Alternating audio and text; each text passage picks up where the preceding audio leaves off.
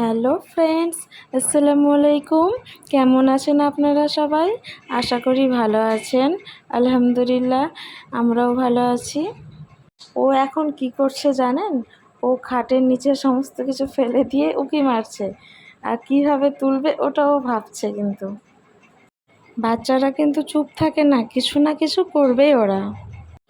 বেশ কিছুদিন ধরে তো মেঘলা আকাশ, ওয়েদার ঠান্ডা, কিন্তু বাচ্চাদের গরম বেশি।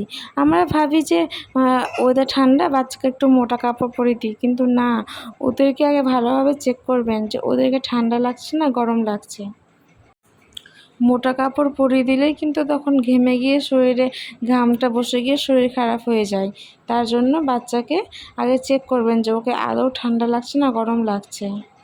আমাকে যেমন ঠান্ডা ঠান্ডা মনে হয় যে আমাকে ঠান্ডা লাগছে, কিন্তু ওকে দেখব যে ও ঘেমে যাচ্ছে রাতের বেলা, তখন এক্সট্রা আর একটা ফ্যান দিতে হয় ওর জন্য।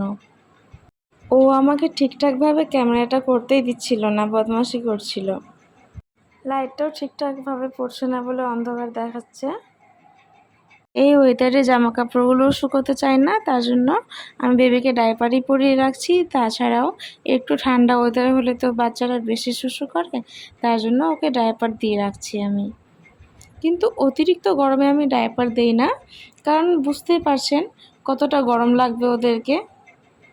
ও যা পায় সমস্ত কিছু নিচে ফেলে দেয়। আর বিছানাটা কেন দেওয়ালের সঙ্গে লাগিয়ে রাখি না?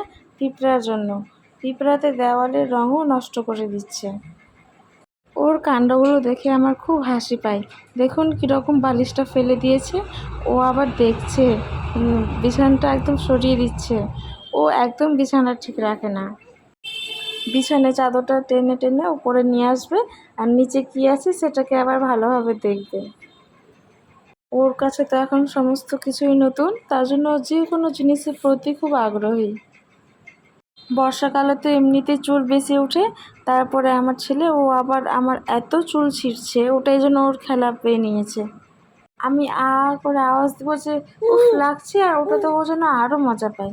দেখুন কীরকমভাবে বেডশিটটা সরিয়ে দিচ্ছে। বাচ্চারা যেটা দেখবে সেটাই কপি করবে, তার জন্য আমি কি করছি, ওকে সামনে বসিয়ে আমি আগে ওকে দেখিয়ে দেখিয়ে খাই, তাহলে আমার দেখা দেখি ও মুখে নিয়ে একটু একটু করে খায়। বেশ কিছুক্ষণ পর পর নেয়। এইভাবে করতে করতে 1-1.5 ঘন্টা 2 ঘন্টা টাইম লেগে যায়। এইভাবে কিন্তু ওকে আমি আপাতত খাওয়াচ্ছি। অনেক সময় এইভাবেও খেতে চায় না, মানে ওর খাওয়ার ইচ্ছা না থাকলে। বাচ্চাদেরকে খাওয়ানোটাই যেন খুব টাফ হয়ে গেছে। তাছাড়া তো বাচ্চারা এনি টাইম সুস্থ থাকলে খেলা করতে থাকে, দুষ্টুমি করতে থাকে কিছু না কিছু নিয়ে।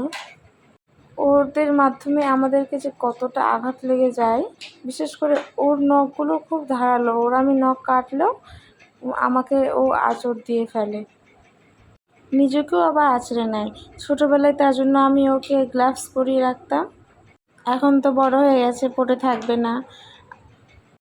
নখগুলো বাচ্চাদের পাতলা তো প্রচুর ধারালো হয়। আজ পর্যন্ত এখানেই। যদি ভালো লেগে থাকে তাহলে একটি লাইক করে দেবেন। Bye bye.